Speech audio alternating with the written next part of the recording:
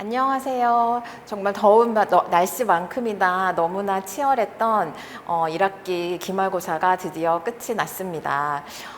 이번 시험에 대한 전체적인 좀 느낌을 말씀드리자면요.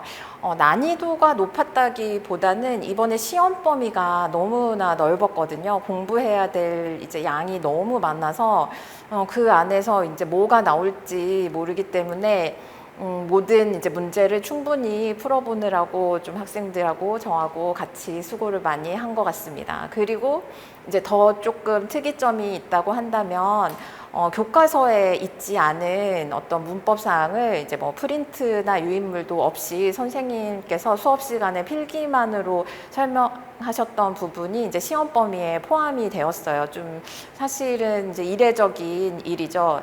이제 선생님께서 다른 이제 도움을 받으면서 공부를 하는 학생들보다는 수업 시간에 선생님 말씀에 얼마나 집중하고 열심히 필기하는가, 그런 학생들에게 조금 더 유리한 시험을 내시려고 했던 그런 의도라고 이제 느껴집니다. 그래서 저도 이제 학생들하고 같이 제가 수업에 들어가 있는 게 아니기 때문에 어떤 필기를 하셨는지 이제 아이들의 필기를 보면서 이런 게 나올 것 같다 해서 열심히 함께 준비를 했습니다. 좀 자세히 같이 문항을 보겠습니다.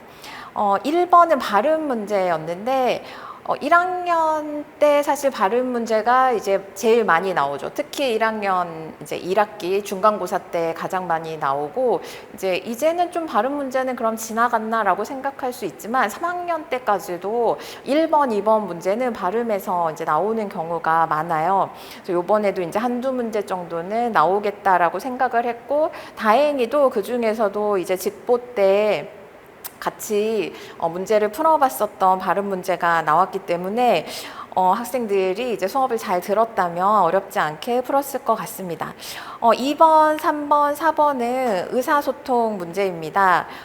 이제 학년을 물어본다던가, 뭐 시간 표현, 그 다음에 특히 이제 3번, 4번 같은 경우는 이번에 새로 들어간 시험 범위가 아니고, 이제 3과에서 중간고사 시험 범위였던 부분에서 문제가 나왔어요.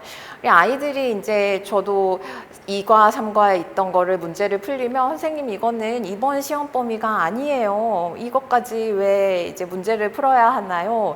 라고 말을 하는데, 이제 저희 언어라는 게 당연히 그렇지만 뭐 이번 시험 범위가 4과, 5과, 6과라고 해서 1, 2, 3과가 나오지 않는 것이 아니거든요. 그래서 시험 범위는 항상 누적이다. 그렇기 때문에 이번 시험 범위만 공부하면 안 되고 그 이전에 했던 중요한 문법 사항들은 다 당연히 알고 있다는 전제하에서 시험 문제가 나올 수 있다라고 이제 저도 주지를 시켰고 함께 연습을 했습니다. 그래서 좀 그런 부분을 간과하지 않았다면 잘 풀 수 있지만 또 어떤 학생들에게는 허를 찔리는 그런 부분이 될 수도 있는 것이 이제 이런 문제들이죠. 이제 5번 같은 경우는 시간 표현 그리고 이제 문법을 조금 알아야 되는 문제예요.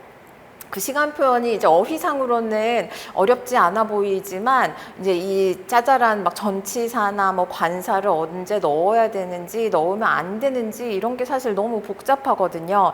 그게 이제 케이스마다 그때그때 모든 게 너무 다르고 요일을 말할 때 다르고 날짜를 말할 때 다르고 뭐 시간 또 다르고 이제 학생들이 굉장히 이제 혼란스러워했던 그런 문제이죠. 근데 이제 여기도 연습을 많이 했기 때문에 괜찮지 않을까 저는 그렇게 생각합니다. 자, 6번은 이제 요번에 정말 새로 나온 커다란 문법 사항 중에 하나인 이제 명령법 문제였습니다. 이 명령법이 사실은 쉽지가 않아요. 너무나 예외적인 상황도 많고 철자가 빠졌다가 들어갔다가 하는 여러 가지 그런 게 있어요. 그래서 이제 가장 많이 문제를 풀어본 것 중에 하나가 이 명령법 문제였습니다. 그래서 뭐 크게 어렵다면 어려울 수 있지만 우리 학생들은 연습을 충분히 했기 때문에 잘 풀었으리라고 생각이 들어요. 자, 7번도 이제 문법과 철자 문제인데 이제 시간 표현에서 여성 그 형에 어떻게 일치를 시키는지, 언제 시키지 않는지, 그것에 대한 문제예요. 근데 굉장히 대표적으로 학생들이 헷갈려 하기 때문에 또 대표적으로 시험 문제에 참 잘 나오는 단골 문제죠. 그래서 이제 이것도 처음에 배울 때부터 이런 건 시험 문제 나오기가 쉽다. 고 해서 이제 지금쯤은 우리 학생들이 이 정도는 좀 당연하게 풀 수 있지 않을까 하는 생각이 듭니다. 그다음에 8번은 이제 의사소통 문제인데요. 이 부분은 이제 교과서에 있는 게 아니고, 제가 뭐 시중에서 보통은 판매하고 있는 이제 원서 회화 책에서 선생님께서 이제 가져오신 그런 본문이네요. 뭐 이 물어보고 대답하고 하는 게 이제 의문사에 맞춰서 적절히 대답하는 거, 네, 그런 문제예요. 그래서 이제 이 맥락을 잘 이해한다면 특별히 어려운 어휘가 나오지 않았기 때문에 잘 풀 수 있었던 문제라고 봅니다. 근데 이제 9번 같은 경우가 이제 의문문, 이제 제가 아까 서두에 말씀드렸다시피 시험 범위가 아닌데 필기만으로 이제 교과서에 없는데 이제 필기만으로 시험 범위가 된 그게 이제 그 중에 하나가 이제 의문문 중에서 복합도치 의문문이라는 사항이 있었어요. 복합도치 의문문은 보통은 2학년 때 뭐 프린트와 함께 공부를 하게 되는 경우가 많은 그런 문법 사항인데 이렇게 빨리 이렇게 복잡한 것을 가르치셔서 조금 저도 깜짝 놀랐던 부분이에요. 그만큼 굉장히 연습을 많이 했거든요. 이 복합도치 의문문을 만드는 그것에 대해서. 그래서 이제 그거 자체는 학생들이 많이 준비가 되어 있는데 이제 보시다시피 이제 이 시험지를 보내준 저희 학생도 너무 잘하고 열심히 하는 학생인데 복합도치 의문문을 너무 열심히 하다 보니까 그냥 단순한 의문문에서 또 오히려 고르는 거를 실수를 했습니다. 좀 안타까운데요. 네. 그래서 이렇게 좀 함정에 또 너무 어떤 거 하나를 열심히 하다 보니 이런 함정에 빠지는 경우들이 있죠. 네, 그다음에 10번은 크리스마스에 뭘 하냐, 뭐 그러면 선물, 이렇게 크리스마스와 선물을 잘 연결을 할 수 있었다면 쉽게 풀 수 있는 문제예요. 11번은 의사소통 문제인데요. 이제 어떻게 물었을 때 어떻게 대답하느냐, 뭐 의문사가 있으면 어떻게 대답하고 의문사가 없으면 어떻게 대답하고 하는 거 맥락을 잘 이해한다면은 네, 풀 수 있는 그런 문제였습니다. 12번에서 14번도 다 요번에 이제 이런 의사소통 문제가 많이 나온 게 의문사를 배웠기 때문에 의문사와 의문문, 그러면 의문사와 의문문을 배웠다는 것은 거기에 이제 맞는 대답을 적절히 잘 하는 것도 이제 중요한 문제겠죠. 네, 그래서 이제 어떤 어휘를 잘 알고 이 맥락을 잘 알면은 뭐 난이도가 굉장히 어려운 문제는 아니었던 것 같아요. 그다음에 이제 15번 같은 경우가 이 문법에서 좀 쉬운 것 같지만 어려운 게 아까도 말씀드렸다시피 그 시간 표현, 뭐 날짜를 물어보는 거, 요일을 물어보는 거, 시간을 물어보는 거, 이럴 때 어떤 전치사가 필요하고 또 어떨 때는 아무것도 넣으면 안 되는가, 이제 그게 아이들이 굉장히 헷갈려하는 부분이었습니다. 그래서 최대한 많은 이제 연습을 했던 문제예요. 근데 시험은 항상 우리가 완벽하게 준비를 한 것 같아도 정말 이런 별로 어렵지 않은 것 같았던 그 전날까지도 분명히 풀어봤던 문제에서 가끔 실수를 하는 경우가 생기는 것 같아요. 저희 학생들이 그러지 않았기를 저도 이제 마음속으로 기원을 했었습니다. 자, 16번은 동사의 쓰임이 여러 가지가 있는데 이제 말하는 사람이 이 동사를 쓸 때 여러 가지 의도를 가지고 말할 수 있겠죠. 그냥 문맥을 보고 이것은 똑같은 동사를 썼지만 어쩔 때는 부탁이고 어쩔 때는 그냥 뭐 자기가 뭔가가 가능하다고 하는 거, 어쩔 때는 허락을 구하는 거, 어쩔 때는 또 제안을 하는 거, 여러 가지의 의도를 가지고 화자가 말을 하게 되겠죠. 그것을 파악하는 문제 인데요. 뭐 영어하고 좀 비슷한 표현이기 때문에 그다지 어렵지 않게 풀었을 것 같습니다. 네, 17번은 이제 독해 문제인데요. 뭐 짧긴 하지만 이제 세 가지 사건을 보고 이제 순서를 어떻게 하는지 이제 잘 고르는 문제예요. 요번에 이제 과거, 현재, 미래 세 가지 시제가 전부 다 시험 문제에 포함되어 있었기 때문에 그거에 따른 시간 표현까지 전반적으로 이해를 잘 한다면 잘 풀 수 있는 그런 문제였습니다. 자, 이제 18번 같은 경우는 어휘도 어휘인데 이제 프랑스 학제에 대해서 알아야지 풀 수 있는 문제예요. 프랑스가 이제 요번에 그 문화 부분에 프랑스가 이제 뭐 초등학교, 중학교, 고등학교가 각각 몇 년씩이고 또 언제 학기가 시작해서 끝나는가 하는 부분이 이제 들어가 있었기 때문에 이제 그것을 잘 알고 있다면 프랑스에서 학기가 이제 9월에 시작된다. 그래서 한 학년은 9월에 시작했다가 6월에 끝난다. 네, 그것을 알고 있다면 풀 수 있는 문제였어요. 이런 문화 문제가 불어를 잘 알아도 100% 불어 문법을 확실히 이해하고 있어도 이제 이런 거에서 기억을 좀 놓치면은 틀릴 수 있는 그런 문제죠. 완벽하게 공부한다는 게 참 학생들 입장에서 짧은 시간에 이렇게 많은 거를 공부해야 된다는 게 참 안타까운 마음이 들고 더 응원하게 됩니다. 네, 19번은 이제 독해 문제예요. 이제 교과서에 있었던 거는 아니고 새롭게 만드신 그런 독해 문제입니다. 네, 뭐 이것도 뭐 3과까지 공부를 잘하고 4과, 5과에서 기본적인 어휘들을 안다면 크게 어렵지는 않았을 문제예요. 자, 20번이 이제 시제 문제인데요. 이제 대표적으로 이번에 배웠던 시제 중에 이제 여러 가지가 있는데 그 중에 근접 과거와 근접 미래에 대한 거예요. 그래서 똑같이 마치 현재 문장처럼 보이지만 사실은 미래이고 사실은 과거를 말하는 이 표현을 이제 이해를 묻는 그런 문제입니다. 자, 21번 같은 경우 또 이제 물어보고 답하는 문제, 이번에 이제 물음과 답에 대한 문제가 많죠. 그래서 뭐 어떤 의문부사를 사용했을 때 무엇을 묻는 것인지 대답을 보고 유추하는 문제예요. 이거는 뭐 선행 때부터 많이 풀어본 문제이기 때문에 뭐 난이도가 높지 않은 것 같습니다. 다음에 22번도 이번에 이제 22번도 사실은 이 뚜의 용법이라는 이것이 한 1학년 말 혹은 2학년 초쯤에 이제 많이 다루는 그런 문법 사항인데요. 이게 이제 한번 수업 시간에 필기만으로 진도를 나간 그런 부분이에요. 그래서 학생들이 너무 힘들어해서 이거에 대해서 제가 프린트도 따로 만들어주고 문제도 많이 이제 마지막까지 많이 풀었는데도 아이들이 마지막까지 조금 어려워했었던 기억이 네, 있습니다. 그래서 이제 이 문제는 사실은 1학년 때 나오기에는 참 쉽지 않은 그런 문제였어요. 근데 또 이렇게 어려운 거는 학생들이 또 열심히 공부를 하기 때문에 상위권 학생들은 오히려 이런 문제가 더 반갑지 않았을까 싶네요.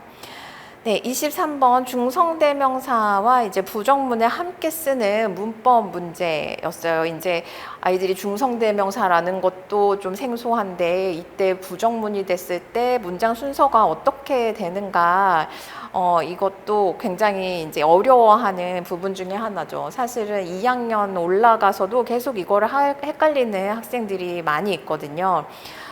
그런데 그래도 이것도 이제 직보 때까지 계속 짚어줬던 문제이기 때문에 난이도는 높지만 그래도 우리 학생들이 잘 풀었을 거라는 생각이 듭니다.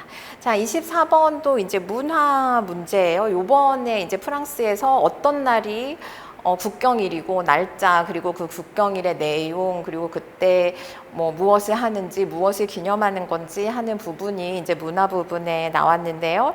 이제 가장 프랑스에서 중요한 혁명 기념일의 날짜가 나왔기 때문에 학생들이 이것도 뭐 특별히 막 큰 실수가 없었다면 대부분 맞았을 것 같은 문제입니다.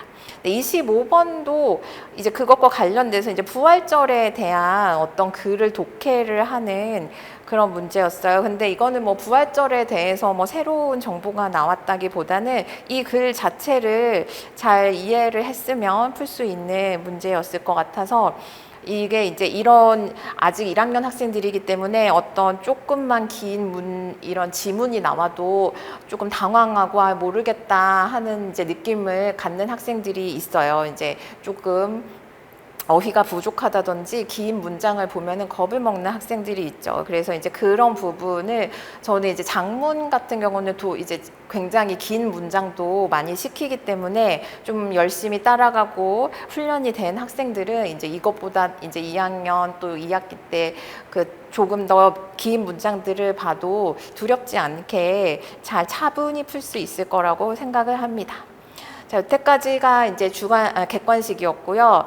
자, 서답형 1번은 이제 단답으로 지시형용사를 넣는 문제였어요.